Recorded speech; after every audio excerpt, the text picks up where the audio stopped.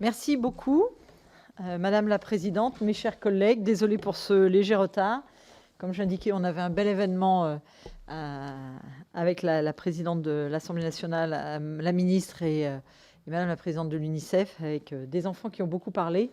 Certains, je vous ai vus, d'autres, si, je crois que je vous ai à peu près tous vus, enfin au moment où vous êtes passés. Donc je vous remercie en tout cas Madame la Présidente d'avoir accepté après cette journée d'être auditionnée par la délégation des droits des enfants. En effet, effectivement, l'UNICEF est bien identifié par ses actions internationales. Son engagement sur notre territoire est peut-être un petit peu moins connu, même si on a vu aujourd'hui que les enfants avaient l'air de connaître assez bien l'UNICEF. En tout cas, je vous remercie parce que vous offrez auprès des enfants souvent un soutien et surtout vous participez à démocratiser la connaissance de leurs droits.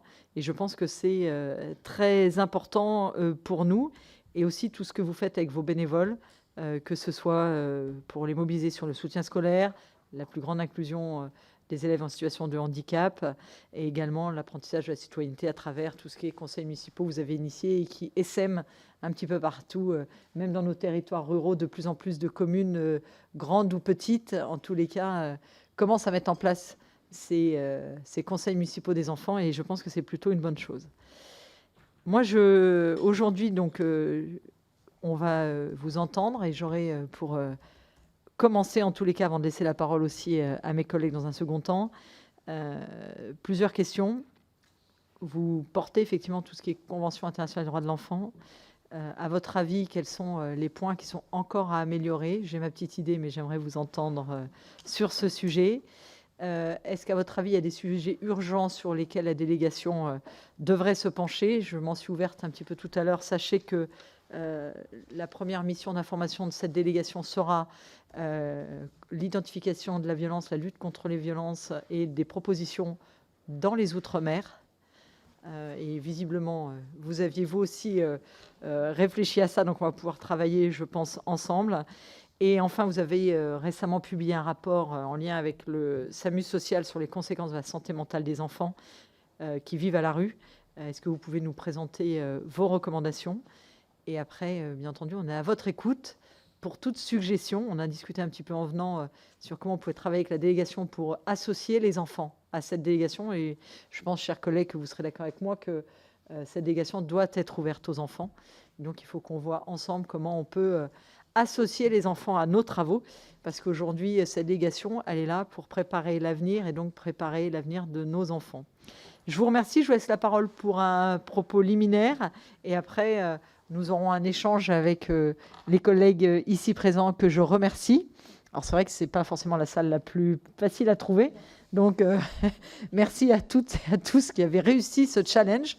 Et Madame la Présidente, ainsi que les collègues qui vous accompagnent, je vous remercie de votre présence et nous sommes à votre écoute. Il faudrait vous appuyer sur votre micro devant vous. Voilà. Merci Madame la Présidente, Mesdames et Messieurs les députés. Merci de me recevoir en tant que présidente de l'UNICEF France. Je voulais tout d'abord féliciter à la fois la présidente de l'Assemblée nationale que nous venons de quitter, ainsi que Madame Perrine Goulet, présidente de la délégation aux droits des enfants, pour l'organisation en collaboration avec l'UNICEF. Donc on se félicite aussi un petit peu de cet événement qui était vraiment un événement absolument formidable. Il y avait combien? Peut-être une centaine d'enfants à peu près, dont certains qui avaient été un peu préparés par l'UNICEF, mais pas tous. Il y avait des enfants qui venaient des circonscriptions des députés. Et je dois dire qu'on a vraiment assisté à un exercice de participation des enfants à la vie citoyenne, en ce sens qu'après de très brèves interventions de notre part à toutes les quatre, puisqu'il y avait la secrétaire d'État aux droits des enfants, eh bien, la parole a été incroyablement libre, et je disais en venant incroyablement incroyablement libre et structuré, surtout, de la part de ces enfants, qui n'étaient quand même pas vieux, hein, ça allait de 10 à 18 ans, donc même les plus jeunes ont parlé. Et donc c'était vraiment un exercice de parole libre, et en même temps, c'est rassurant d'ailleurs, puisque ce qu'ils ont présenté comme problématiques qu'ils rencontrent dans leur vie quotidienne, scolaire, familiale, rejoint absolument à la fois les préoccupations de l'UNICEF et, je crois le savoir, les préoccupations des députés qui s'occupent des droits des enfants et maintenant donc de cette délégation aux droits de l'enfant. Je commencerai par dire que vraiment, moi, je me félicite énormément de la création de cette délégation aux droits de l'enfant. C'est une proposition que nous soutenions aux côtés d'un certain nombre de députés depuis de très nombreuses années, pas loin de 20 ans, je crois, particulièrement dans le mandat précédent où certaines propositions avaient été déposées et nous le soutenions. Et nous sommes vraiment très, très heureux que la présidente de l'Assemblée nationale soit passée par ce vecteur, finalement plus simple qu'une proposition de loi, pour créer cette délégation. Et d'ailleurs, nous attendons avec impatience que vos collègues du Sénat fassent la même chose. Mais ça, c'est... Nous, on le dira, je le dirai quand je rencontrerai le président du Sénat, mais je suis certaine que vous le direz vous-même à vos collègues sénateurs. Alors, je ne vais pas vous présenter l'UNICEF parce que je pense que vous savez ce que c'est. C'est une agence de l'ONU et le comité français de l'UNICEF qui siège à Paris, qui comporte environ 130 salariés à Paris, et donc la représentation de l'UNICEF en France. Je vous parle de 130 salariés, mais vous l'avez signalé, Madame la Présidente, nous avons aussi des bénévoles. Et en l'occurrence, nous avons entre 5005 et 6000 bénévoles sur le terrain qui sont réunis en 25 comités départementaux. Donc c'est tout à fait important et structuré. Et nos priorités, très vite, parce que je crois qu'on s'était dit 10 minutes, je serais peut-être un petit peu plus longue que 10 minutes, mais je voudrais vraiment qu'on ait un échange, un moment pour le débat. Nos priorités, et nos missions plutôt, elles sont alors à la fois évidemment une mission de collecte de fonds pour les enfants dans les pays en développement et en situation de crise, et le plaidoyer, c'est le deuxième pilier de l'activité de l'UNICEF France, le plaidoyer en faveur des droits de l'enfant. Alors plaidoyer auprès, bien sûr, des décideurs publics, que ce soit les gouvernements, que ce soit les parlementaires, bien sûr, que ce soit au niveau local. D'ailleurs, au niveau local, nous avons construit peu à peu un réseau de maintenant 300 villes amies des enfants. Peut-être que vous les connaissez sur vos territoires. Et puis aussi une fonction très importante de sensibilisation, de formation des différents publics sur les droits de l'enfant. Alors je précise simplement parce que parfois c'est un petit peu confus dans l'esprit de tous, que autant quand la collecte que nous faisons pour les pays en voie de développement se traduit par justement soit la possibilité financière de développer des programmes avec ces pays, comme des programmes, par exemple, de soutien à la scolarisation des filles au Burkina Faso ou d'autres programmes.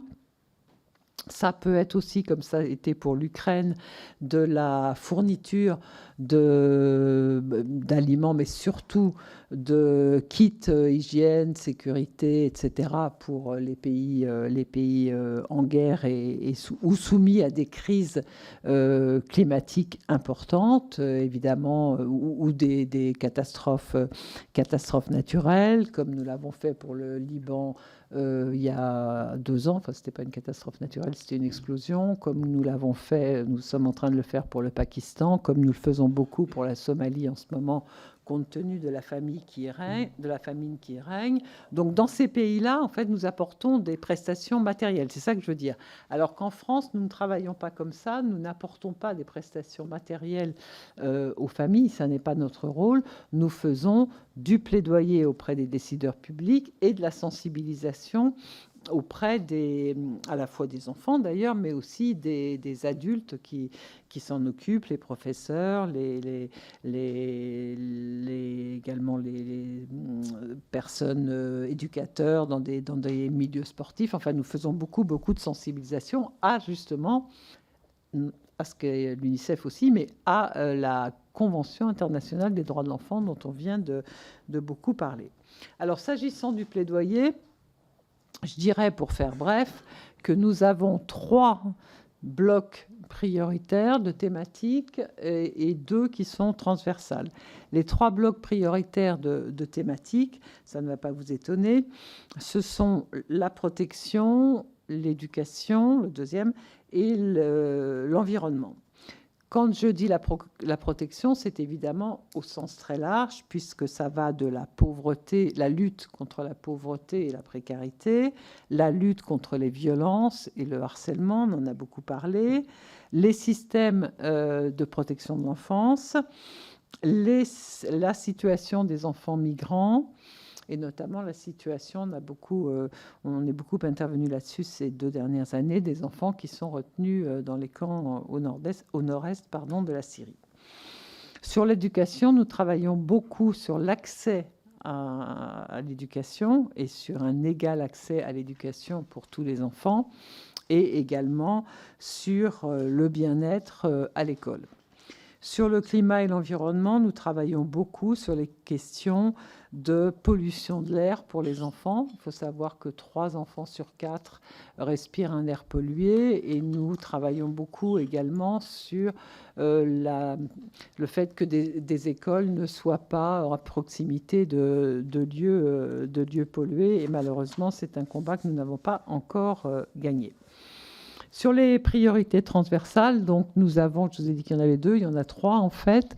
Il y a l'outre-mer qui bien sûr reprend ces 3 thématiques. Nous sommes très impliqués sur l'outre-mer, donc c'est la raison pour laquelle d'ailleurs nous applaudissons des 2 mains à cette mission que vous venez d'annoncer, Madame la Présidente, sur la lutte contre les violences en outre-mer.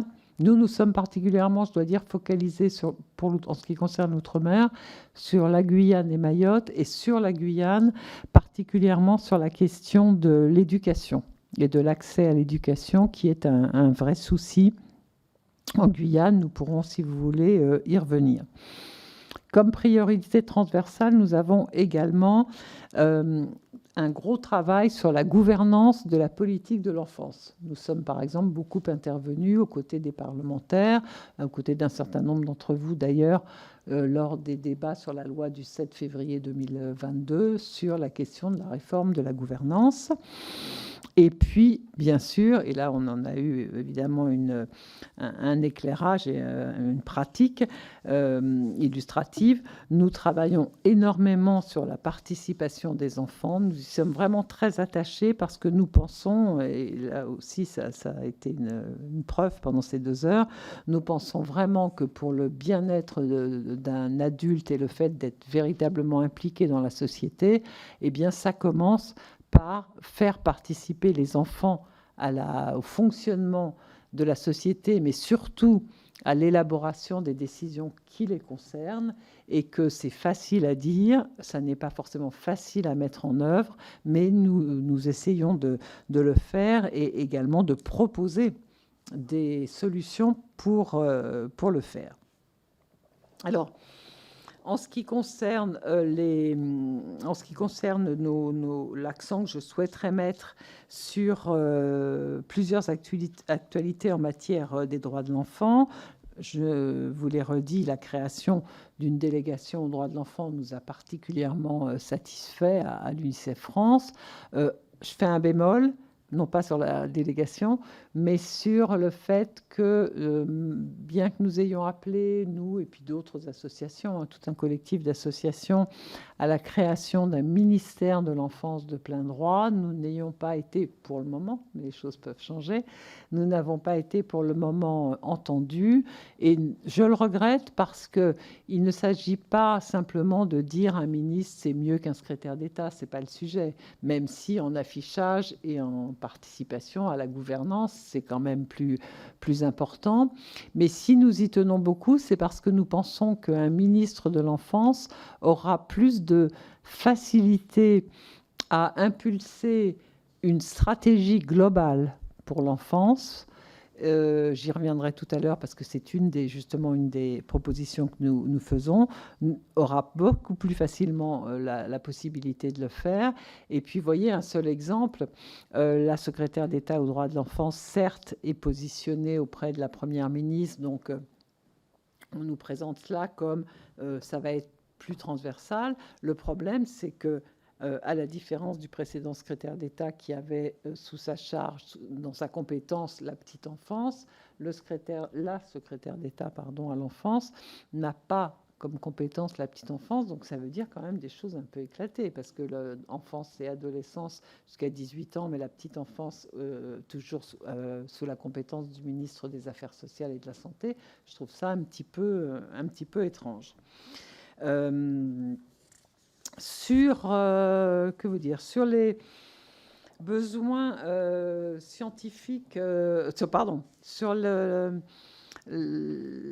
cette approche globale que je vous ai indiquée, mais nous insistons beaucoup sur le fait que les besoins spécifiques de certains enfants doivent vraiment être pris en compte dans des stratégies englobées dans cette grande stratégie pour l'enfance, mais avec là aussi des focus un peu spécifiques, comme par exemple la pauvreté, la grande pauvreté, les enfants sans domicile, les enfants en situation de migration, les enfants confiés à l'aide sociale à l'enfance et à la PJJ, et bien sûr les enfants touchés par des troubles de la santé mentale. Ça nous paraît tout à fait important.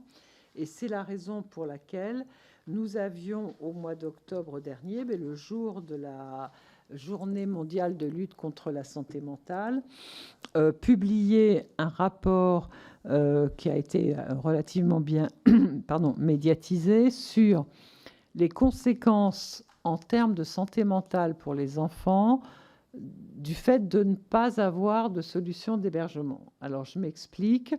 Quand on dit les enfants sans hébergement, ça n'est pas uniquement les enfants à la rue, quoi qu'il y en a, c'est un ensemble d'enfants qui sont soit à la rue, soit à l'hôtel avec leurs parents, soit dans des foyers d'hébergement. Ces trois groupes représentent 42 000, ou je ne sais jamais si c'est 42 000 ou 45 000, je crois que c'est 42 000 enfants, ce qui est énorme. Et justement, j'attire votre attention sur le fait que ce chiffre relève d'un baromètre que nous avons effectué en août avec la Fédération des acteurs de la solidarité. Et si je dis ça, c'est parce que ça veut dire qu'il n'y a pas de statistiques officielles des enfants qui sont sans domicile. Et le fait qu'il n'y ait pas de statistiques officielles, ça permet de dire sans mauvais esprit que c'est une problématique qui n'est pas suffisamment prise en compte par les pouvoirs publics. Sinon, il y aurait évidemment des statistiques. Sur ces 42 000, il y a 27 000 enfants qui sont à l'hôtel. Et inutile de vous dire, comme je l'ai dit beaucoup au mois d'octobre, qu'il ne s'agit pas d'hôtel 5 étoiles. Il s'agit d'hôtels où les enfants se retrouvent avec les parents à 5 dans une chambre et qui ne peuvent pas travailler. Souvent, on en a interrogé des enfants, ils nous racontent qu'ils sont obligés de faire leurs devoirs et de prendre leur pas sur le lit des parents. Donc vous imaginez ce que ça veut dire. Nous avons rencontré il y a quelques semaines le ministre du Logement, qui, heureusement, finalement, a renoncé au projet de supprimer, c'était une disposition du projet de loi de finances, a renoncé au projet de supprimer 15 000 places d'hébergement. Alors tant mieux, bien sûr, nous lui avions demandé, nous et d'autres associations, tant mieux qu'il ne les ait pas supprimées, mais pour autant, nous ne sommes toujours pas sur un niveau de places d'hébergement satisfaisant. Donc, en ce qui concerne le logement, il y a vraiment un véritable problème où l'intérêt supérieur de l'enfant n'est pas pris en compte. Et c'est la raison pour laquelle nous vous demandons officiellement, en tant que délégation aux droits de l'enfant de faire une mission parlementaire sur les enfants sans domicile. Je pense que c'est votre rôle en tant que délégation, parce que, une fois de plus, il n'y a pas de statistiques officielles. Nous, on est obligés, j'allais dire bricoler, non, parce que nos chiffres, ils sont réels, c'est un baromètre, mais c'est pas normal que ce soit à nous de le faire. En réalité, il devrait y avoir une véritable mission parlementaire avec des chiffres, un constat, des propositions. Donc, je vous suggère cela. Donc, ça, c'est sur le thème de la mobilisation des enfants sans abri. Le ministre du Logement, quand nous l'avons vu, nous a parlé d'un objectif de 0 enfant à la rue cet hiver. Je ne crois pas une seconde à cet objectif. Le nombre d'enfants vraiment à la rue, ça doit tourner autour de 3 000, c'est ça à peu près? Oui. Je crois, hein, autour de 3 000. Dans les 42 000, si vous voulez, il y a les 27 000 en hôtel, mais quand nous avons fait ce baromètre cet été, il y avait quand même 3 000 enfants à la rue, avec leurs parents, mais à la rue quand même, ce qui est dans notre pays totalement inacceptable. Donc vraiment, j'insiste sur cette mission. Sur la lutte contre la pauvreté, je pense que là aussi, c'est une mission. Merci, monsieur. C'est une mission extrêmement importante. Nous avons beaucoup soutenu la participation de la France pendant la présidence slovène, puis ensuite pendant la présidence française, à la garantie européenne pour l'enfance, qui permet justement de prendre en compte la grande pauvreté des enfants en situation de pauvreté et d'exclusion sociale. Nous l'avons beaucoup soutenu. Alors pendant la présidence slovène, peu de choses s'étaient passées. La présidence française a quand même repris en compte et a essayé d'avancer. Cette garantie, cette stratégie plutôt, cette garantie et cette stratégie ont abouti à ce que la Commission européenne a adopté donc cette garantie, a demandé à chaque pays de décliner un plan de lutte contre la pauvreté dans chaque pays, avec 7 pays pilotes, dont la France.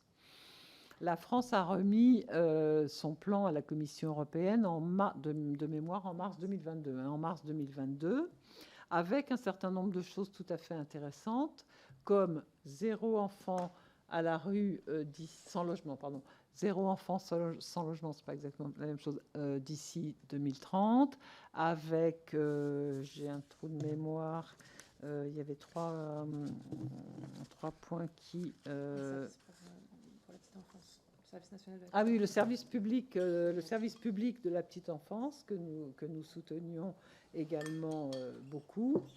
Donc ça, sur le fond, je dirais, ce sont des choses qui sont positives. Simplement, dans le même temps et dans ce plan, il n'y a aucun plan de financement. Donc ce sont des objectifs qui sont annoncés, mais des objectifs sans plan de financement, ça reste quand même un petit peu inquiétant. Donc voilà, ce plan, il est à la Commission, mais il n'est pas encore déroulé, si je puis dire. Mais en tout cas, pour nous, cette garantie enfance, elle est une opportunité de constituer un cadre efficace dans lequel j'espère que le Parlement, Assemblée nationale et Sénat pourront s'engouffrer, si je puis dire, et dans lequel la délégation parlementaire des droits de l'enfant pourra être un rôle moteur. Parce que, au-delà, alors ça c'est la stratégie concernant la pauvreté et l'exclusion. Ce que je voulais dire également d'important, c'est que, pour poser le cadre, c'est que il y a eu beaucoup d'avancées depuis quelques années. Il y a eu un certain nombre de stratégies nationales qui ont été déroulées, qui d'ailleurs se terminent fin 2022. Donc on va avoir justement la volonté du gouvernement de les reconduire ou non. Mais justement, ce que nous pensons, c'est que ces stratégies, pauvreté, violence, etc., ne doivent plus, je le disais, ne doivent plus être isolées et avec un travail un peu en couloir, en silo, mais devraient vraiment, je le répète, être inclus dans une véritable stratégie nationale d'action pour les enfants. Et je mets ça en lien avec ce que je disais tout à l'heure, c'est-à-dire si on avait un ministre de l'Enfance, il pourrait vraiment englober cette stratégie globale et interministérielle de politique en faveur de l'enfance. Sur la santé mentale, je voulais vous dire également quelques mots, parce que là aussi, en dehors même de ce que je vous disais tout à l'heure, c'est-à-dire, évidemment, le fait d'être sans logement a des conséquences sur la santé mentale, mais même les enfants qui ne sont pas sans logement vivent dans des conditions depuis quelques années qui ont fait que leur santé mentale s'est dégradée. Elle s'est dégradée pour tous les enfants. Je le disais d'ailleurs tout à l'heure dans mon bref propos devant l'événement avec les enfants. Beaucoup d'études le prouvent.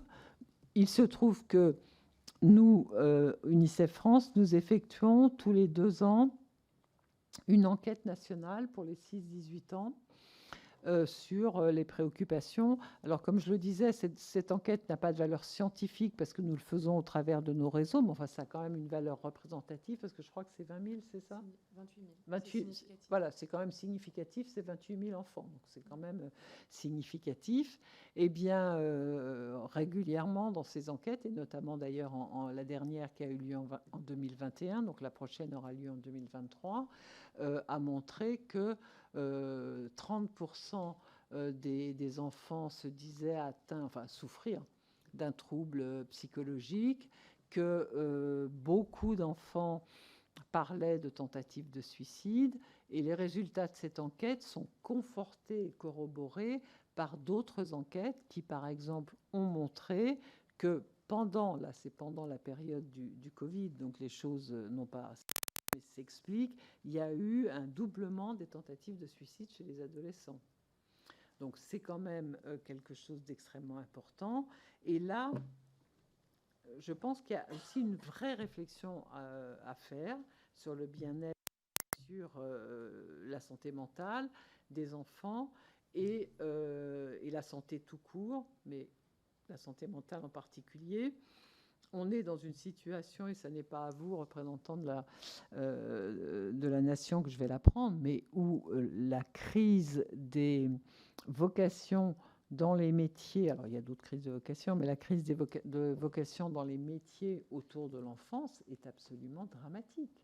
Il n'y a plus d'infirmières scolaires, ou quasiment plus, dans les écoles ou les collèges. Il n'y a plus de psychologues dans les CMP. Il n'y a plus de pédopsychiatres. Moyennant quoi, quand un enfant, une famille, demande un rendez-vous dans les centres médico-psychologiques, c'est entre 6 mois et 1 an ou 1 an et demi pour avoir un rendez-vous. Donc ça veut dire qu'un jeune, un petit ou un ado qui a des troubles simplement avec des guillemets, parce que c'est toujours grave chez un ado, anxieux, si on attend 1 an pour qu'il ait un rendez-vous, il a le temps d'avoir des gros troubles. Et je fais une parenthèse parce que je l'avais beaucoup vu dans mes précédentes fonctions de contrôleur général des lieux de privation de liberté, où justement, parce que les enfants ne trouvaient pas, les familles ne trouvaient pas de possibilités de soins, ni pédopsychiatre, ni CMP, etc., la situation évidemment se dégradait et parfois elle arrivait à une hospitalisation, voire à une hospitalisation sans consentement. Donc on est dans des choses quand même extrêmement graves. Donc là, je crois qu'il n'y a pas 36 000 solutions. Je sais qu'elles sont plus faciles à dire qu'à faire, mais je pense qu'il faut, mais en toute urgence, faire en sorte de revaloriser ces métiers, de les rendre plus attractifs. Alors, les rendre plus attractifs, c'est aussi par la revalorisation salariale, mais pas uniquement, c'est aussi par autre chose, une façon de les présenter autrement. Mais on ne peut pas se satisfaire d'un pays où il y a plus d'infirmières scolaires, plus de pédopsychiatres, plus de psychiatres, plus de psychologues dans les CMP. Et il y a des choses qui ont été faites pendant la crise sanitaire de création, je parle de mémoire, de 400 nouveaux psychologues sur tout le territoire dans les CMP. Malheureusement, cette opération n'a que très mal fonctionné, pour 2 raisons, d'ailleurs, je me souviens. La première, c'est que d'abord, c'était insuffisant, mais par ailleurs, la première raison, c'est que les psychologues trouvaient qu'ils étaient mal rémunérés, c'était 40 € la séance, et surtout, on obligeait, alors ça c'est un dysfonctionnement total à mon avis, on obligeait les familles pour leurs enfants, et pour eux d'ailleurs, c'était valable pour les adultes aussi, ce forfait, à consulter un généraliste avant. Donc quand on parle, on sait qu'on parle de familles déjà où culturellement on n'a pas l'habitude d'aller voir des psychologues. Si on arrive à les convaincre de le faire, mais que finalement on leur dit oui, mais il va falloir passer par un médecin généraliste, elles disent non. Donc je crois que ce dispositif n'était absolument pas satisfaisant. Je crois que dans un premier temps, je vous ai dit à peu près l'essentiel. Oui, alors ce que nous faisons, merci, ce que nous faisons dans l'outre-mer, je vous ai dit qu'on était très impliqués sur l'outre-mer, et nous allons effectivement... Alors, on est déjà impliqué, c'est-à-dire que d'abord, on a un permanent de l'UNICEF France en Outre-mer. Et puis, au siège, on a quelqu'un qui s'en occupe particulièrement. Mais on a quelqu'un qui est basé en Outre-mer, en l'occurrence en Guyane, et notamment qui a beaucoup travaillé ces dernières années sur ces questions d'accès à la scolarisation. Et là, nous allons lancer un état des lieux des droits des enfants en Outre-mer. Qui va commencer donc début janvier pour à la fois poser un diagnostic et proposer des recommandations. Et ce que je voulais terminer aussi par autre chose, c'est que dans le cadre de la présentation, enfin plutôt de l'examen périodique par le comité des droits de l'enfant de la situation de la France, nous allons envoyer le 15 décembre un rapport, après que le gouvernement ait envoyé son rapport. En gros, nous avons envoyé un premier rapport en juillet 2020. Le comité des droits de l'enfant a fait une liste de questions prioritaires. Le gouvernement a répondu.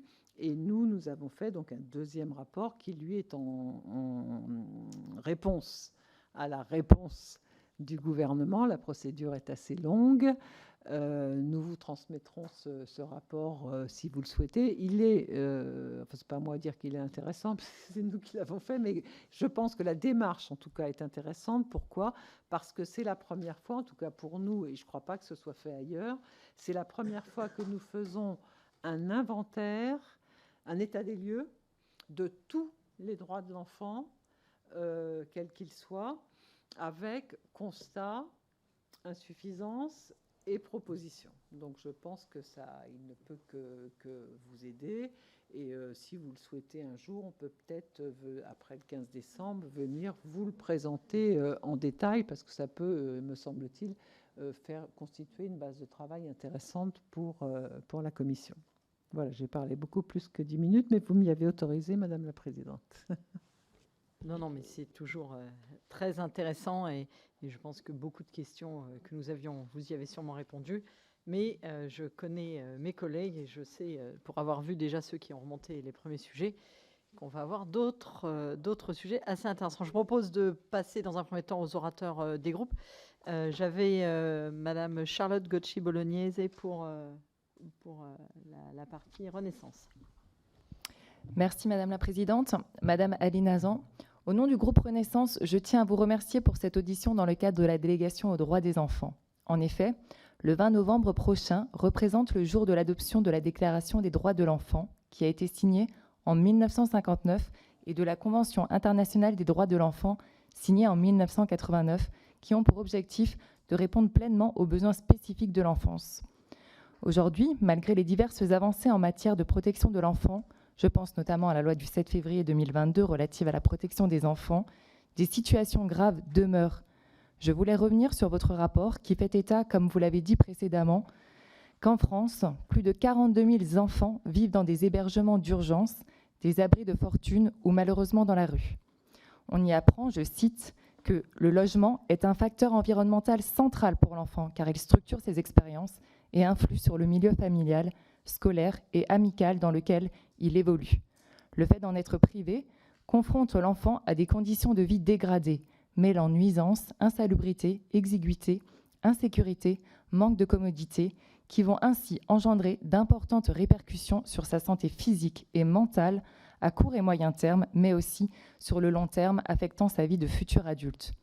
Selon le rapport, l'exclusion liée au logement aurait des conséquences graves sur la santé mentale des enfants. Sans doute devrions-nous aller plus loin. Selon vous, quelle feuille de route devrions-nous adopter? Quelles sont les mesures spécifiques et rapides à engager pour mieux protéger et mieux appréhender la problématique des hébergements d'enfants et singulièrement leur santé mentale? Je vous remercie. Merci beaucoup. Côté Rassemblement national, je crois que je n'ai personne. Côté Républicain, non plus. Donc, je vous propose de passer... Bon, moi, du coup, je passe mon tour pour le MoDem. Nous avons... J'ai loupé... oui, j'ai loupé Madame Maximi, autant pour moi. Pourtant, c'est bien écrit, hein, mais Oui, je sais pas. Normalement, C'était tout près des autres et du coup, j'ai pas fait attention. Veuillez m'excuser et je vous laisse la parole. Je vous remercie, Madame la Présidente, pour votre introduction qui était longue, mais qui était nécessaire, je pense, pour remettre un peu les choses dans leur contexte et dans leur réalité, je pense. Effectivement, ça a été dit, nous approchons de l'anniversaire de la CIDE, hein, qui est très fondateur dans la politique des droits de l'enfant dans notre pays. Et moi, je vais vous rejoindre sur de nombreux points. Et je vais peut-être aller un peu plus loin, mais c'est mon rôle aussi de groupe d'opposition, mais pour dire que moi j'ai une forte inquiétude sur la dégradation aujourd'hui des droits de l'enfant dans notre pays. C'est ce que nous voyons dans de nombreux domaines. Dans un pays comme le nôtre, aussi riche que le nôtre, nous observons une véritable dégradation aujourd'hui. Vous en avez parlé sur la question du logement. Je rappellerai quand même qu'il y a 3 millions d'enfants qui vivent aussi sous le seuil de pauvreté dans notre pays. Vous parliez du logement, effectivement, des enfants à la rue, qui est un chiffre qui est très, très, très important. Des enfants qui sont hébergés, c'est-à-dire qui ne disposent pas d'un logement à eux, qui entraînent évidemment des troubles, et vous l'avez dit, mais aussi des conditions d'hygiène, d'alimentation, parce que souvent les enfants hébergés en hôtel n'ont pas accès à une cuisine, n'ont pas accès à des repas de qualité, donc ça donne ça a des conséquences sur la santé, et évidemment sur la santé mentale. Je parlerai aussi de l'enfermement des enfants dans les centres de rétention administrative, qui sont quand même le droit à la liberté des enfants. Il me semble que ça, c'est inacceptable dans un pays comme le nôtre. Je parlerai aussi, vous parliez de la santé mentale, et effectivement, crise de vocation, c'est le mot joli pour dire à quel point nous avons aussi peu soutenu ces métiers. Hein. Ça vient pas de nulle part, hein, le manque d'attractivité dont on parle, et notamment aussi des éducateurs spécialisés, de tous les métiers aujourd'hui du soin et du lien. On le voit aussi en pédiatrie. Tout cela a des conséquences, hein, et des causes.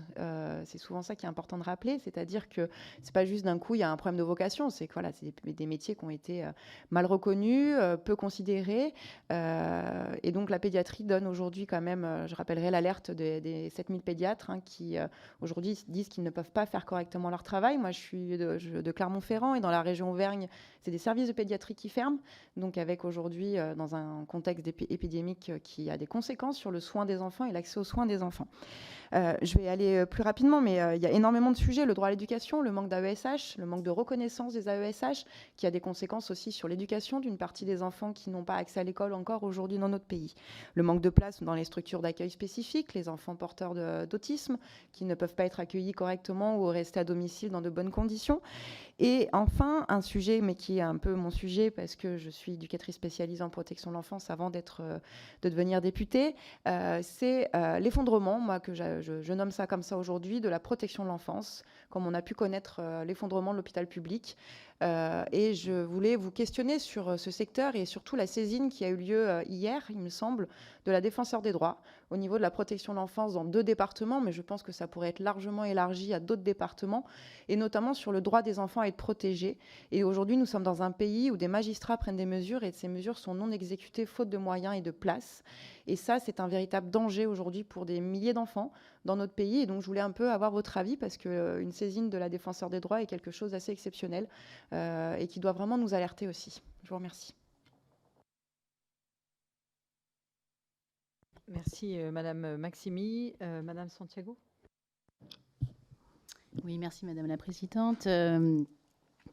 Chère Présidente, chère Adeline, vraiment c'est en tout cas avec beaucoup d'émotion en fait que l'on peut aujourd'hui se réunir avec l'UNICEF dans le cadre d'une délégation aux droits de l'enfant. On sait que c'est un long combat de plus de 20 ans, de nombreuses personnalités l'ont porté et on ne peut que se féliciter de se réunir aujourd'hui. On le voit, l'ensemble des sujets sont si nombreux que cette délégation ne va pas manquer de travail et de réflexion, de travaux. Et je voudrais revenir juste un instant très rapidement sur le moment très émouvant que nous avons vécu en salle des fêtes de l'Assemblée, parce que cette parole qui s'est libérée des enfants, qui étaient très libres, très structurés, comme ça a été dit, mais aussi qu'on fait part de leurs difficultés. Et j'oserais dire de la réalité, en fait, du terrain, de ce qu'ils vivent dans leur quotidien. Et cette parole-là, elle est essentielle parce que c'est celle qui nous permet, à nous, législateurs, d'interpeller, d'intervenir, de contrôler l'action du gouvernement. C'est le rôle du député, mais aussi de bien connaître les politiques publiques pour justement essayer de ne pas nous tromper sur la capacité que nous avons à pouvoir, certes, voter des lois, mais surtout qu'elles soient effectives sur le terrain. Et la transversalité des politiques publiques, parfois, nous permet de mettre cette nuance. Je prendrai cet exemple parce que la semaine, elle n'est pas encore finie. On a le 20 novembre, donc on en a parlé, bien évidemment, cette journée internationale des droits des enfants. Mais je me félicite aussi du 18 novembre, qui a été reconnu récemment par l'ONU dans le cadre de la prévention des soins contre l'exploitation et les violences sexuelles dans l'enfance. Donc du coup, ce sont des combats qui ont été portés de manière internationale. Il y a énormément de mobilisation autour de ces sujets. Cette reconnaissance, elle est symbolique, mais elle représente aussi un pan entier de la société sur les violences sexuelles faites aux enfants qui n'avait pas été abordé comme un tabou depuis de très nombreuses années. Et on voit là aussi que la CIVIS, qui fait des recommandations que l'on peut traduire dans des textes législatifs, devra aussi être de manière extrêmement importante auprès des enfants. Et là, c'est tout ce qu'on évoquait à l'instant et auquel je pensais, et pour ajouter très rapidement. 2-3 exemples, 2-3 pensées sur ces sujets-là. Si on prend les enfants sans domicile qui ont été évoqués, je partage tellement ce point de vue. Et encore, la semaine dernière, quand on maîtrise le sujet des politiques publiques, la réalité, elle est très factuelle. C'est que le législateur ne peut pas travailler, par exemple, sur ce sujet-là, sans les départements. Parce qu'en fait, la répartition, elle se fait sur les hébergements des enfants entre les moins de 3 ans pour les départements avec les familles, et les plus de 3 ans, c'est le 115. Cette différenciation-là fait que, par exemple, la semaine dernière, dans le Val-de-Marne, au total, pour l'année 2021, 165 enfants ont été mis dehors. Pourquoi ? Parce qu'ils avaient plus de 3 ans. Lorsque nous étions, et ce n'est pas pour revenir sur des faits politiques, simplement lorsque nous étions, et quand j'étais en charge de la vice-présidence, il n'y avait pas d'enfants mis à la rue. Tant qu'avec le 115, nous n'avions pas trouvé de solution liée à l'hébergement de la famille. Aujourd'hui, à date anniversaire, les enfants sont mis dehors avec les familles, même si le 115 n'a pas répondu en possibilité d'hébergement. Ça participe à ces 3000 enfants qui se retrouvent actuellement dans nos rues. Et je crois que sur ces questions-là, nous devons avoir une politique globale, transversale, mais qui va dans l'ensemble des pans de notre société, y compris nos collectivités, pour regarder les problématiques telles qu'elles sont posées. Et quand on sait l'implication que ça a sur les enfants, avec le stress, y compris post-traumatique, d'avoir des enfants qui dorment devant des portes d'hôtels parce qu'ils ont peur que le lendemain, ils ne soient plus dans cet hôtel-là. Ils arrivent à s'attacher à une chambre d'hôtel, en fait, parce qu'ils ont peur. Leur vie n'est que ça se recommence, oui, pardon, je vais plus vite, mais c'est un éternel recommencement de cette souffrance au niveau de l'errement, de leur famille, pour des situations, et il ne faut pas se le cacher, qui sont des problématiques très complexes, puisque souvent, sans papier. Ce ne sont pas une difficulté. Simplement, il ne suffira pas de dire il n'y a qu'à Faucon. C'est beaucoup plus compliqué que ça. On doit construire des politiques publiques extrêmement fortes. Pour finir, je voudrais simplement, là aussi, j'ai peut-être dépassé mon temps, très rapide, sur la question de la protection de l'enfance et de la santé mentale. Là aussi, c'est ce que j'évoquais, je l'ai souvent dit d'ailleurs quand je portais, comme d'autres, la création d'une délégation aux droits de l'enfant, c'est qu'il faut arrêter d'avoir une politique en silo. Certes, il nous faut, oui, un ministère de plein exercice, mais il nous faut surtout cette capacité à travailler la transversalité de toutes les politiques publiques pour l'enfance, parce que sinon, je vous dis honnêtement, on ne va pas y arriver. Je suis un peu large aujourd'hui, mais à un moment, il faut quand même que j'arrête un petit peu, oui, mais pour que tout le monde puisse parler. Paul Christophe, s'il vous plaît. Oui, merci, Madame la Présidente. Très heureux de vous accueillir, Madame la Présidente, au regard, bien sûr, de votre mandat actuel, mais surtout de votre riche expérience sur le sujet qui nous préoccupe en cette instance. Alors, je voudrais parler également en tant que co-rapporteur du budget de la Sécurité sociale sur la branche famille. Vous avez évoqué donc le service public de la petite enfance, saluant cette initiative, et moi je serais très heureux de pouvoir peut-être de recueillir votre vision finalement de ce que pourrait être ce service public. Alors c'est vrai que nous avons posé quelques premières briques, si je puis dire, au regard donc de ce PLFSS 2023. Je pense à la réforme du complément de mode de garde, son extension aux familles monoparentales en particulier, mais votre éclairage pourrait aussi nous être extrêmement utile. D'ailleurs, parmi les questions qui sont apparues dans nos débats, se posait la question de la limite d'âge. Est-ce qu'on s'arrête à 18 ans finalement, ou est-ce qu'il faut prolonger notre réflexion? On voit d'ailleurs qu'en fonction des politiques qui sont proposées, on s'arrête tantôt à 18 ans, tantôt à 25 ans, tantôt sur un autre âge. Je pense que fiscalement, on peut aller jusqu'à 25 ans, et alors que sur d'autres dispositifs, on bascule du complément du CPP à l'AEH. Voilà, on a aujourd'hui des lectures différentes. Je serais intéressé de savoir quelle est votre vision par rapport à cette limite d'âge. Effectivement, j'ai beaucoup travaillé sur la question de l'accompagnement des parents d'enfants encore malades, et donc finalement de l'accompagnement de la maladie chez l'enfant et de son rapport à la maladie, et notamment sur l'accompagnement psychologique également, où je vous rejoins sur cette thématique-là, qui percute aussi les enfants soit en situation de maladie, avec la culpabilité qui va de pair, ou parfois lorsqu'ils sont jeunes aidants, finalement, le fait là aussi de subir toute la pression liée à la maladie de leur frère ou de leur sœur. Et puis enfin, j'aurais peut-être un petit focus sur la question des mineurs non accompagnés, des mineurs isolés. Voilà comment aujourd'hui on peut finalement bien passer peut-être à une étape supérieure et capitaliser sur la présence de ces jeunes enfants qui ne demandent qu'à rester sur notre pays. Moi, j'en vois beaucoup. Alors, je suis député du Nord qui cumule un certain nombre de difficultés par rapport à l'accompagnement de l'enfance. On n'échappe pas non plus à la question migratoire. Alors, il y a ceux qui veulent absolument pas rester sur le pays, qui cherchent à s'enfuir par tous les moyens pour rejoindre l'Angleterre avec tous les dangers que ça provoque. Mais il y a aussi ceux qui veulent rester finalement, que l'on accompagne, sur lequel on dépense finalement une certaine somme d'argent. Il ne serait pas le temps finalement de capitaliser sur cet investissement plutôt que dépense, au regard donc aussi là, le stress qu'ils subissent lorsque arrive la date couperet ou l'échéance de la carte qui leur permet de rester sur notre territoire. Merci à vous. Merci beaucoup. Dans les groupes présents, il me reste Madame Pasquini.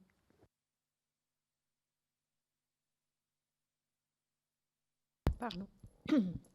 Merci, Mesdames les Présidentes. Chers collègues, donc ma question d'aujourd'hui porte sur la détection des signes de précarité par l'institution scolaire. Donc un sujet particulièrement important à l'heure actuelle, compte tenu de l'augmentation du nombre d'élèves en situation de grande pauvreté. Les enseignants craignent qu'avec le contexte inflationniste, ces situations soient de plus en plus nombreuses. Parfois, elles sont visibles. On voit parfois à l'école des enfants qui sont fatigués, qui s'endorment en classe, par exemple. Et donc là, dans ce cas-là, les situations sont facilement détectables. Mais trop souvent, leur détection est plus compliquée car les enfants peuvent prendre sur eux les difficultés qu'ils rencontrent et qu'ils considèrent l'école un peu comme une bulle de liberté, qu'avec toute leur force, ils tentent de préserver de leur sombre quotidien. Les enseignants font ce qu'ils peuvent et vont souvent bien au-delà de celles qui sont leurs prérogatives. Et le ministère se retranche derrière les fonds sociaux, mais ceux-ci ne sont malheureusement pas utilisés en totalité. Non pas parce qu'il n'y en a pas besoin, mais parce que les familles dans le besoin méconnaissent leurs droits. Et les assistants sociaux, les médecins scolaires ou pas, et infirmiers et infirmières scolaires deviennent rares. Et donc, le lien entre ces familles et l'accès à ces fonds sociaux ne se fait malheureusement pas. Dans un communiqué de l'UNICEF, vous indiquez que la lutte contre la pauvreté et les inégalités doit passer par l'école, et notamment qu'il faut utiliser le levier de la réduction du non-recours aux aides scolaires, donc bourses et fonds sociaux, et renforcer l'accompagnement des parents en situation de fragilité. Dans le cadre de l'étude des crédits de l'éducation, j'avais déposé des amendements afin d'augmenter les fonds sociaux et le nombre d'assistants socioscolaires, avec au moins un emploi à plein temps en plus par quartier prioritaire de la ville. Que pensez-vous de ces propositions et de votre point de vue, est-ce que la France est au rendez-vous de ces enjeux? Merci. Merci beaucoup. Tous les orateurs de groupe ont pu s'exprimer. Je vous propose déjà de répondre à cette salve de questions qui est assez variée. Et après, bien entendu, nous donnons la parole aux collègues qui veulent poser sur d'autres thèmes. Il y a des questions qui reprennent un petit peu des éléments que j'avais plus ou moins évoqués, et d'autres questions qui reprennent des éléments que j'avais l'intention d'évoquer. Alors, sur la question qui a été posée par Madame la députée du groupe Renaissance, excusez-moi, je n'ai pas noté le nom, excusez-moi. Effectivement, j'ai indiqué tout à l'heure que malgré la loi de février 2022 et certaines des mesures qui ont été prises, un certain nombre de problèmes persistent contenant les enfants sans abri. Et vous m'interrogez sur quelle feuille de route. Eh bien, la feuille de route, elle est elle est à la fois simple et compliquée à mettre en œuvre. C'est que justement, parce que si on en est là, c'est parce qu'il y a une différence entre le besoin de logement et la production de logement. Donc, je pense qu'il n'y a pas malheureusement d'autre solution que de faire une production de logements, et notamment de logements sociaux, plus importante, et de rendre les familles avec enfants complètement prioritaires dans l'attribution de ces logements.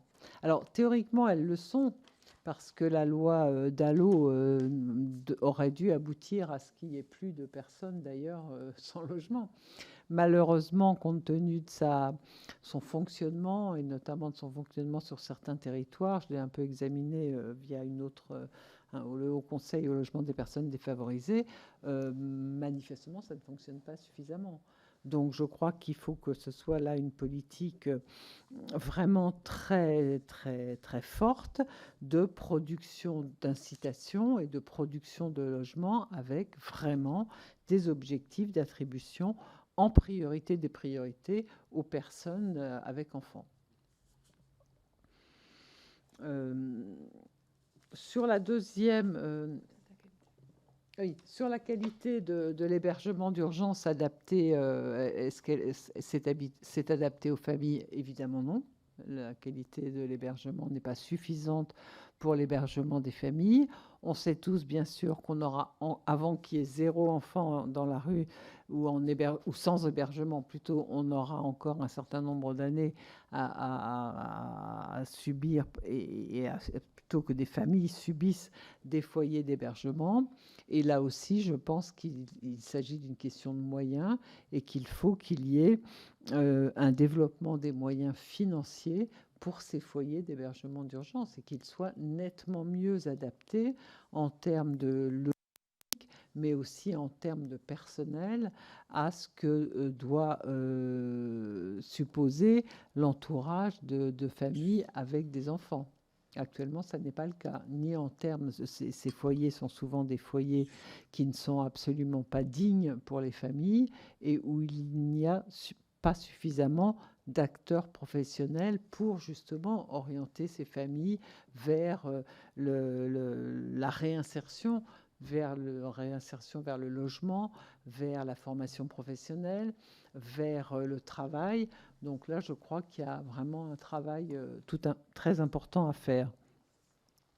Sur la question qui m'a été posée par Madame Maximi, sur la dégradation des droits des enfants, évidemment, je partage bien sûr votre avis et je crois que mon propos liminaire le montrait. Vous avez évoqué la question de l'enfermement des enfants.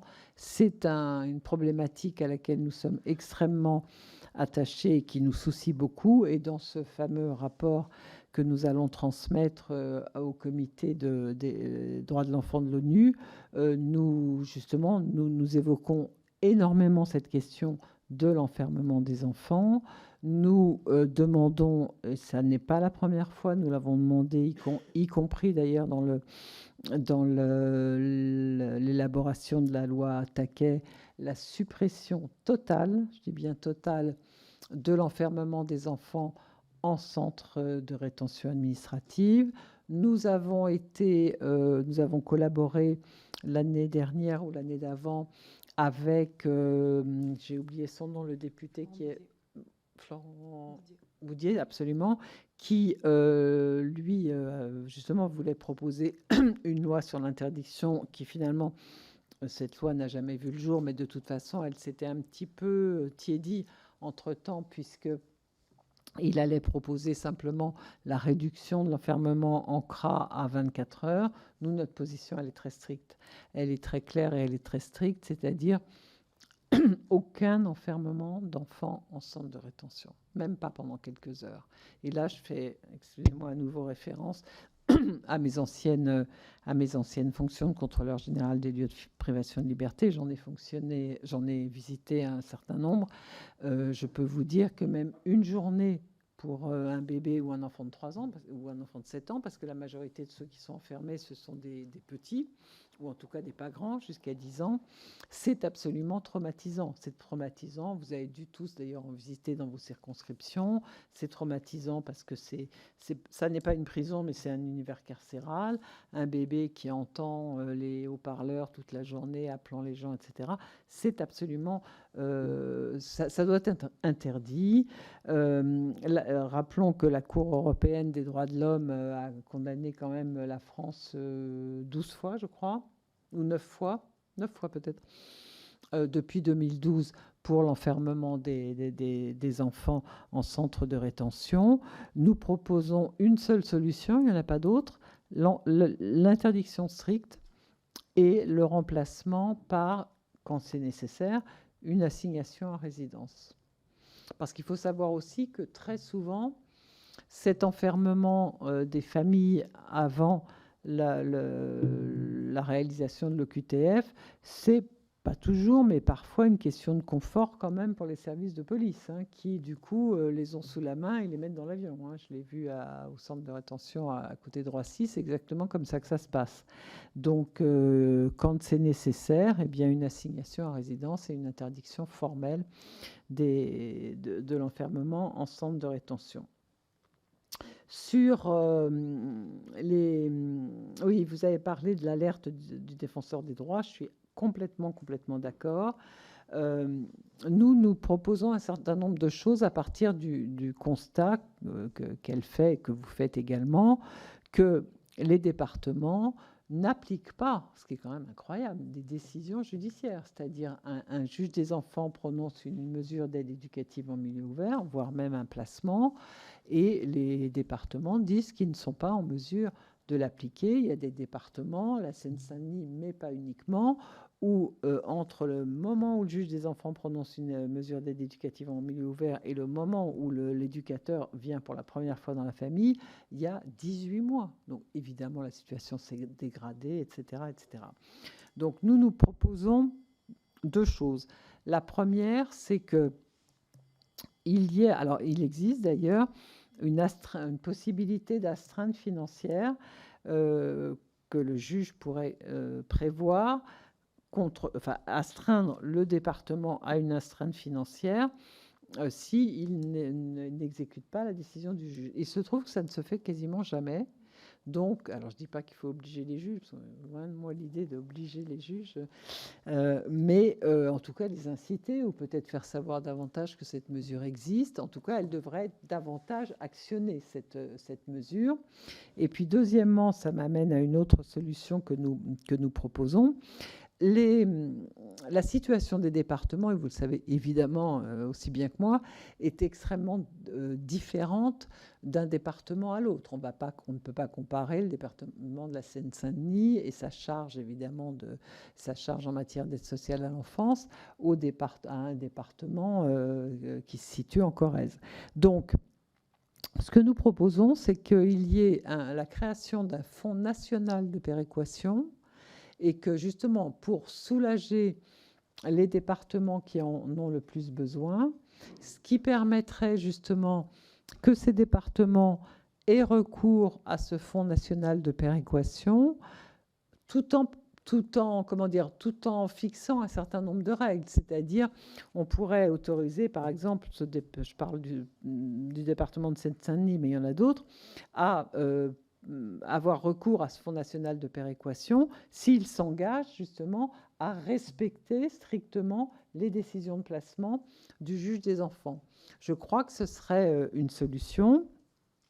Je pense qu'il y a également aussi peut-être en tout cas, ça me fait la transition avec les mineurs non accompagnés, en tout cas pour le placement des mineurs non accompagnés, puisqu'il y a eu à un moment une contribution exceptionnelle de l'État au département pour ce placement des mineurs non accompagnés, qui a baissé. On ne sait pas exactement à quel montant il va remonter, mais peut-être que ce serait intéressant que cette contribution exceptionnelle puisse être un petit peu plus pérenne. En tout cas, sur la question, puisque ça m'a permis de faire la transition, sur la question des mineurs non accompagnés, là aussi, c'est une préoccupation majeure en ce qui nous concerne. Et nous avons d'ailleurs beaucoup collaboré avec les députés et le gouvernement au moment de la préparation de la loi de février, la loi Taquet de février 2022. Nous avons d'ailleurs obtenu un certain nombre de choses et fait passer des propositions d'amendements aux députés qui ont au moins permis qu'il y ait l'interdiction de l'hôtel d'ici 2 ans, c'est-à-dire qu'on ne mette plus les mineurs non accompagnés prioritairement à l'hôtel. Alors évidemment, on ne pouvait pas le déclarer avec un coup près, donc je crois que la mesure qui a été prise, c'est avec un délai de 2 ans. Nous avons obtenu qu'il y ait un temps de répit pour le mineur non accompagné avant son évaluation, c'est-à-dire qu'il ne soit pas immédiatement évalué et qu'il puisse être protégé, hébergé, logé avant l'évaluation. Et puis, nous avons également demandé que pendant cette évaluation, ce qui n'est malheureusement pas le cas, il n'y ait plus de possibilité de le mettre à la rue, parce qu'il y a des départements qui acceptent de les héberger pendant qu'il y a l'évaluation et qu'on n'est pas certain que le mineur soit mineur, mais il y a beaucoup de départements qui refusent pendant cette période-là d'héberger la personne se disant mineure et qui le renvoie à la rue le temps que l'évaluation puisse être prise. Et pendant ce temps-là, la personne ne peut pas évidemment être hébergée, le jeune ne peut pas être scolarisé, parce qu'à ce moment-là, il n'y a pas de scolarisation possible. Donc nous, ce que nous demandons est vraiment très fermement, c'est qu'il soit immédiatement protégé, qu'il soit considéré comme mineur, qu'il y ait une présomption de minorité en fait, jusqu'à ce qu'il soit éventuellement prouvé qu'il n'est pas mineur et qu'il est majeur. À ce moment-là, on fera autre chose, et que tout ça se passe sous la responsabilité du juge et pas du préfet.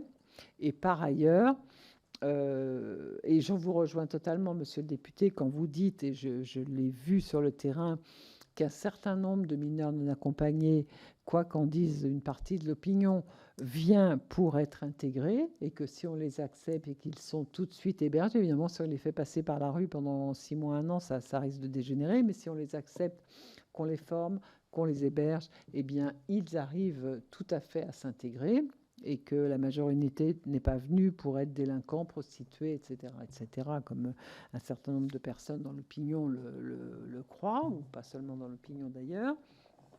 Et je voulais dire autre chose, excusez-moi, ça m'a quitté.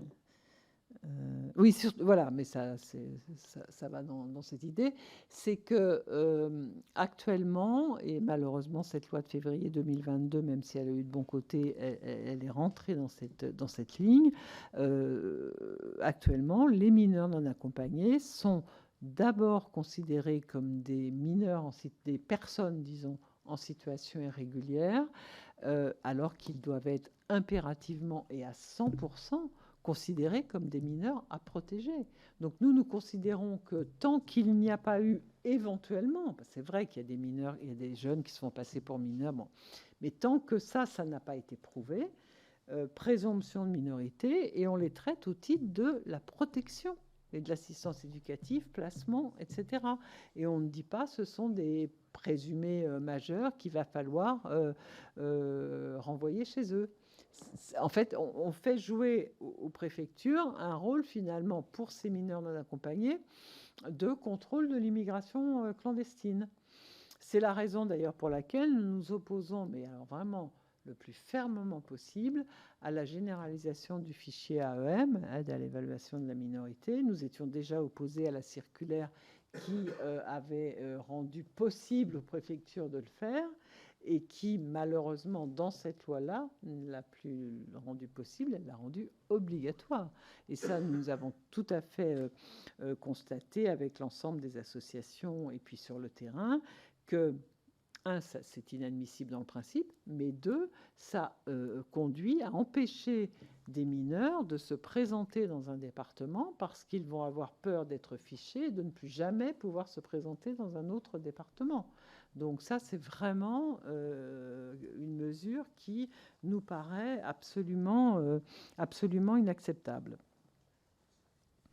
Je crois que j'ai répondu sur les questions de Madame Maximi. Sur les questions d'Isabelle Santiago, je crois que je suis d'accord. Ce n'était pas vraiment des questions, c'était plutôt des observations, non? Voilà, donc je suis d'accord avec ces observations. Sur les questions de Monsieur le député Christophe, qui parlait des MNA, là, je crois que je viens de vous répondre aussi. Et sur la question, oui, vous avez tout à fait raison, sur quelle limite d'âge. Quelle limite d'âge? Moi, je crois qu'on ne peut pas dire qu'à 18 ans, le couperet, il tombe. Et justement, alors pour le coup, un des points positifs de la loi de février 2022, ça a été de dire plus de sorties sèches et que la protection jeune majeur était d'office et elle était demandée. Et c'est vrai que moi, je me souviens d'une période où, objectivement, la protection jeune majeur, c'était 10% de tous les jeunes. Hein. Donc là, c'est quand même un progrès. Et moi, je dirais que les jeunes, c'est jusqu'à 25 ans. Donc sur le MENA. Et Madame Pasquini... oui, je suis tout à fait d'accord avec vous sur ce que vous indiquez sur la difficulté des enseignants face au mal-être finalement des enfants et à la détection souvent trop tardive, et ça rejoint ce que je disais sur le manque d'infirmières, ou infirmiers d'ailleurs, sur le manque d'assistantes sociales. Et nous, c'est vrai qu'on prône de renforcer l'accompagnement des parents pour leur faire connaître leurs droits. Là, ça revient à ce qu'on disait sur les enfants doivent connaître les droits de la Convention internationale des enfants. Les parents doivent la connaître également. Donc, je crois qu'il faut sensibiliser, bien sûr, les parents à leurs droits à eux et aux droits qu'ils peuvent enclencher pour pouvoir avoir des aides pour leurs enfants. Il y a beaucoup d'adultes qui ne savent pas quelles aides ils peuvent avoir pour leurs enfants. Et absolument, oui. Et il y a aussi un accès à l'école qui peut se faire par le réseau de notre réseau, de villes amies des enfants. Et nous allons lancer un réseau d'écoles amies des droits des enfants à partir de janvier. Ce sera une expérimentation en janvier, en tout cas en expérimental.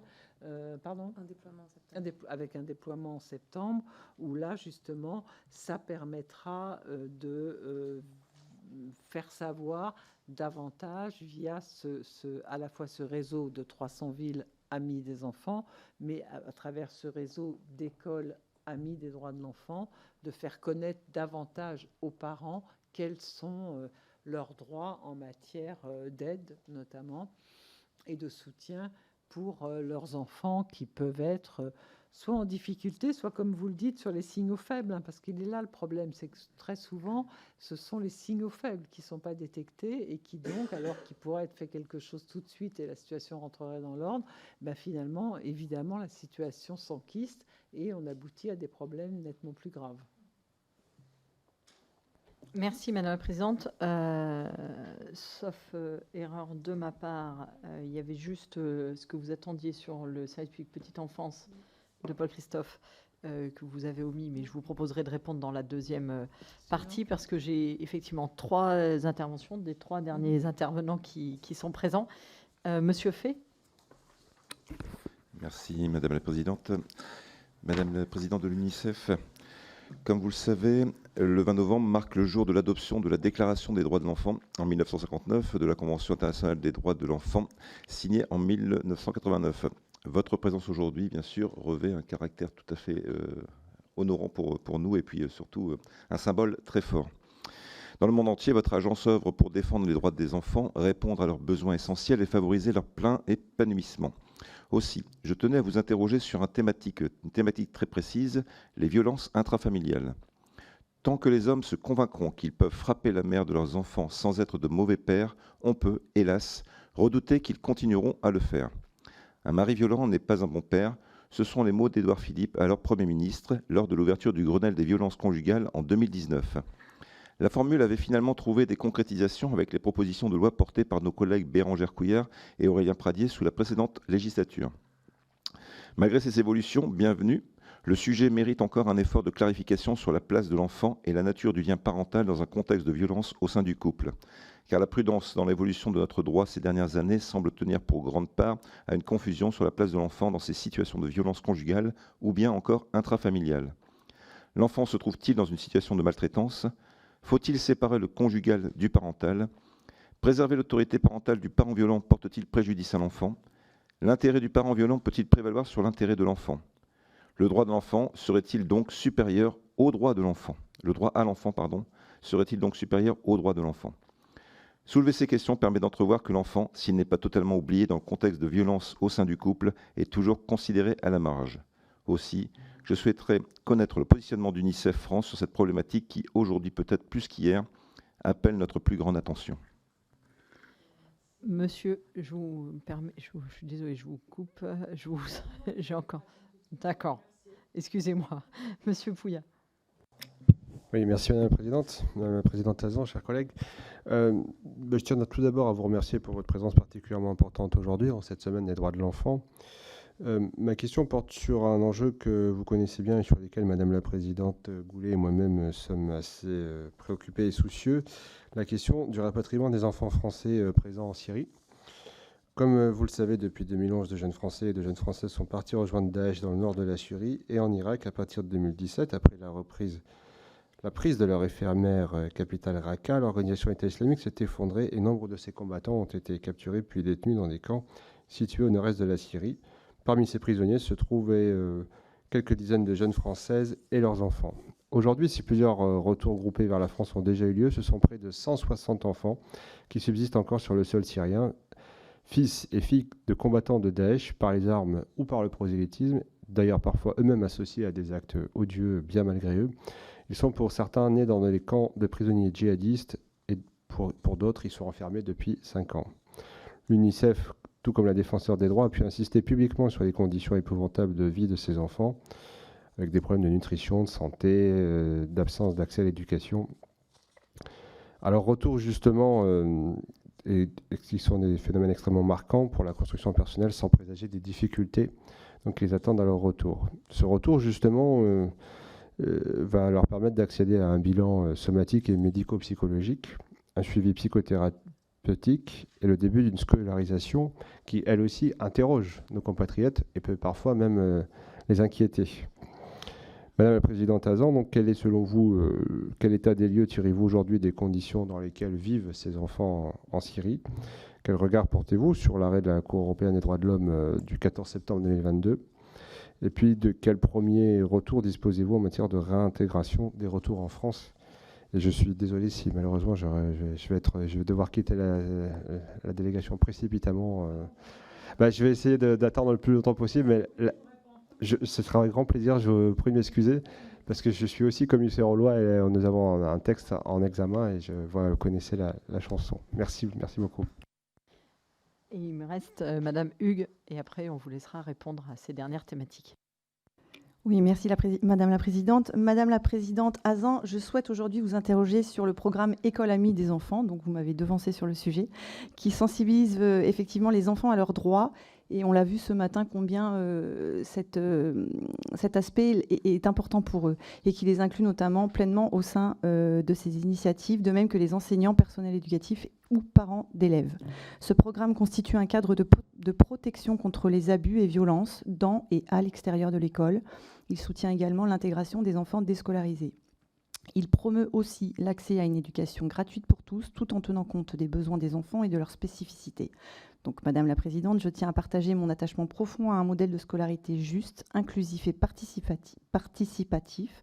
Aussi, quelles sont les modalités pour la mise en place de ce dispositif expérimental ?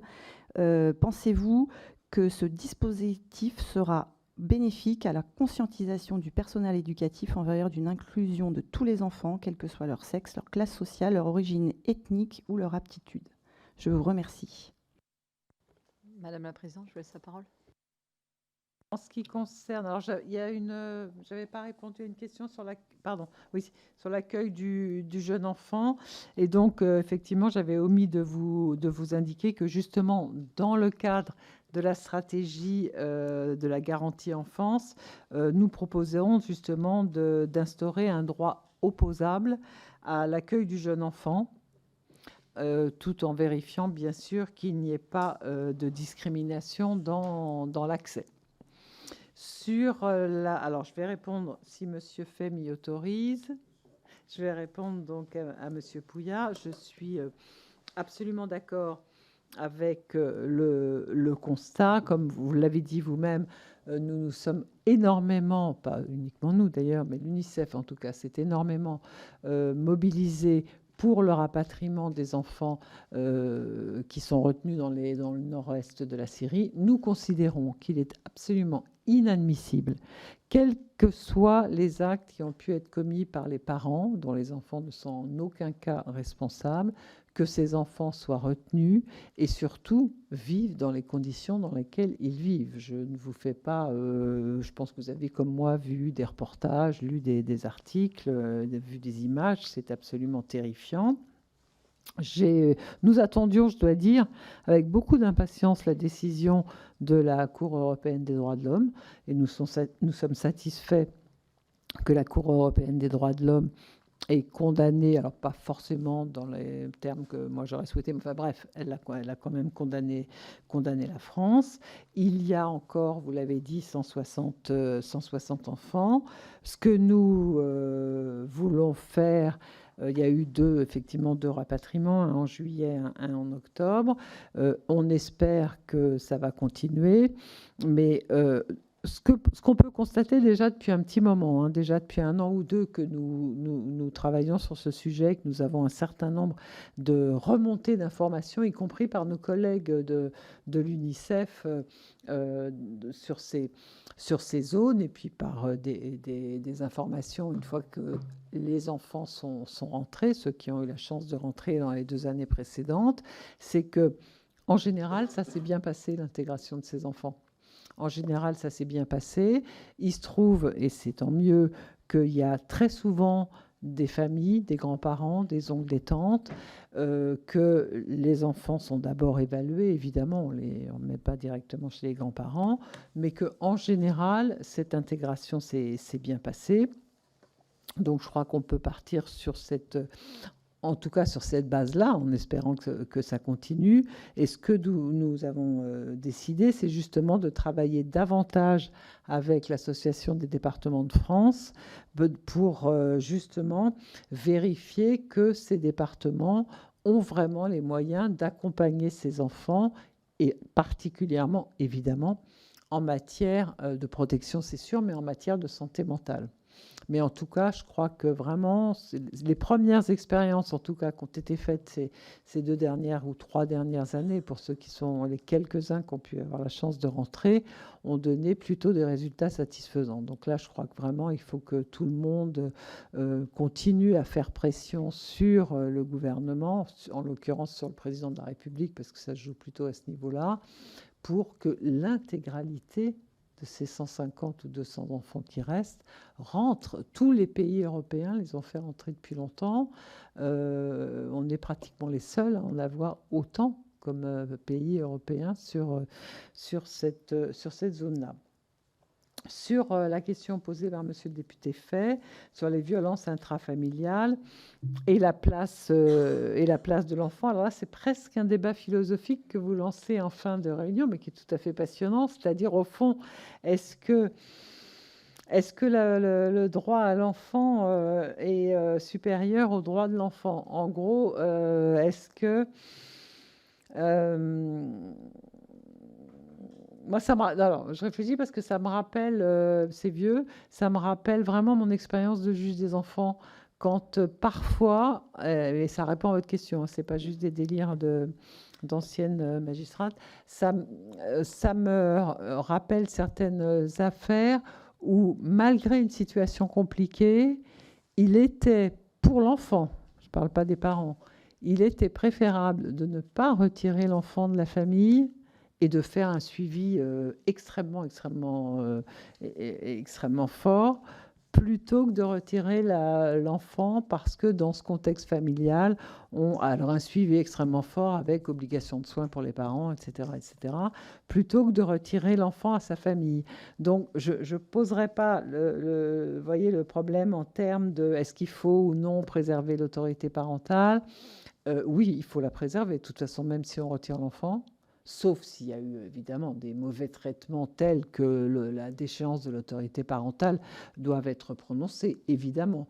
Mais dans la majorité des cas, je pense qu'il faut plutôt ménager et préserver l'autorité parentale, faire un travail avec les parents, avec les enfants, même dans l'hypothèse où ils ont été retirés, pour faire en sorte que des liens persistent, voire puissent se renouer. Alors bien sûr, il y a des situations où ça ne sera pas possible. Moi, j'ai envie de dire là-dessus que je ne pourrais pas vous répondre et que c'est du cas par cas.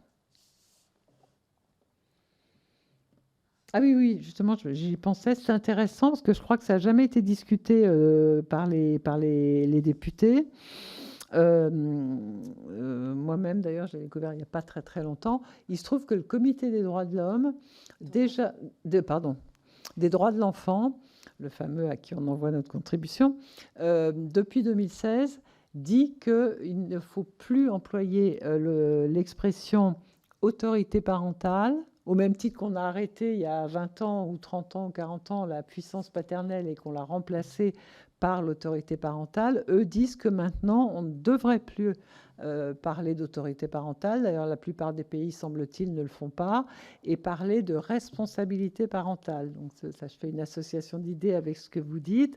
Et là, nous, c'est la position qu'on a prise d'ailleurs.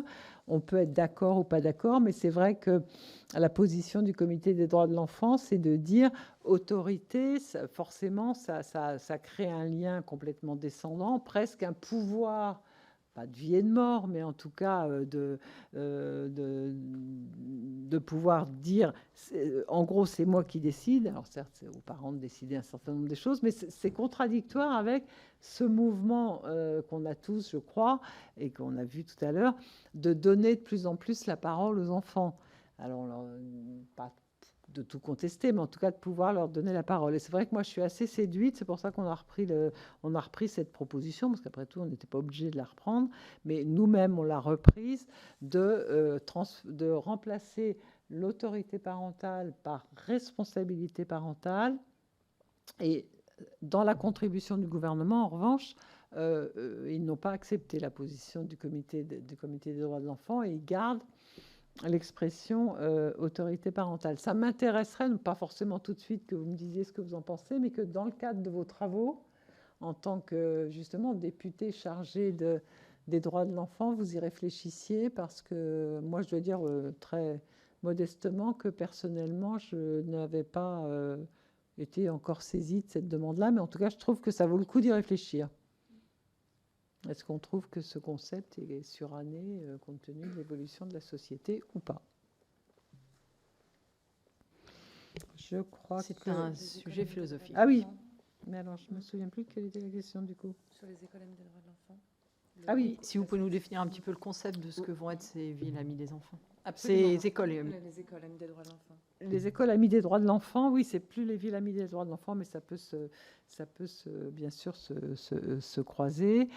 C'est justement faire en sorte que les écoles déclinent aussi la Convention internationale des droits de l'enfant et l'ensemble des droits de l'enfant au sein de l'école, c'est-à-dire, et nous, ce qu'on voudrait faire, c'est à ce moment-là, aider ces écoles à faire un diagnostic sur les droits de l'enfant, les aider aussi à améliorer le climat scolaire dans l'école. Et ce qu'on va faire, donc, c'est qu'il y a... C'est combien les écoles pilotes il y en a eu 6 déjà. Il y a eu 6 écoles qui ont été pilotes, donc depuis 1 an, sur cette expérience. Donc elle est quand même très récente. Début 2023, donc on évalue le dispositif d'école amie des enfants et on le déploie de façon plus large, enfin, en tout cas sauf si ça a été une catastrophe, ce que nous ne croyons pas, et on n'a pas de remontée dans ce sens-là, bien au contraire, et on déploie ce dispositif de façon plus large dès septembre 2023. Et les écoles donc peuvent se porter, c'est intéressant sur vos territoires, elles peuvent se porter candidates pour devenir école amie des droits de l'enfant. Et à ce moment-là, sera fait un diagnostic collectif de l'école avec les enfants. C'est ça qui est intéressant, c'est une démarche participative avec les enseignants, les parents et les enfants. Donc on est en plein dans la participation des enfants. Voilà. Peut-être une mise en œuvre du projet, avec pareil pour les enfants. Ah oui, et sur la mise en œuvre du projet, donc c'est impliquer les enfants avec, par et pour les enfants. C'est ça le dispositif. Si vous le souhaitez, on doit avoir pas mal de docs déjà sur ce document. On peut vous envoyer des éléments parce que je crois que c'est un dispositif qui sera intéressant. Ah, alors là, on me l'a dit, mais je les ai plus en tête. Clichy-la-Garenne, on pourra vous envoyer la liste aussi. Effectivement, c'est ce qu'on disait tout à l'heure, et je pense que ça boucle bien oui. La séquence. Notre intérêt à toutes et à tous, c'est que les enfants connaissent leurs droits. Complètement. En les connaissant, ils peuvent arrêter plus rapidement les atteintes à leurs droits, et on sait que les dégâts sont moindres quand on arrête au début que quand on laisse perdurer ces difficultés de droits de l'enfant. Merci beaucoup, Madame la Présidente. De votre disponibilité. Merci à vous aussi d'avoir répondu présent derrière cette longue journée. La délégation reste à votre écoute, notamment pour étudier comment on inclut les enfants dans cette délégation. On va y travailler ensemble, parce qu'il est important qu'on entende les enfants régulièrement dans cette délégation. Donc on est amené, bien entendu, à échanger prochainement. Exactement. Avec grand plaisir. Merci beaucoup. Mes chers collègues, je vous retiens 2 petites secondes, si ça ne vous embête pas, le temps qu'on n'a pas à cacher, et de toute façon, ça me permettra de ramener après Madame Ozan. Il faut juste couper apparemment la diffusion. Une fois que c'est bon.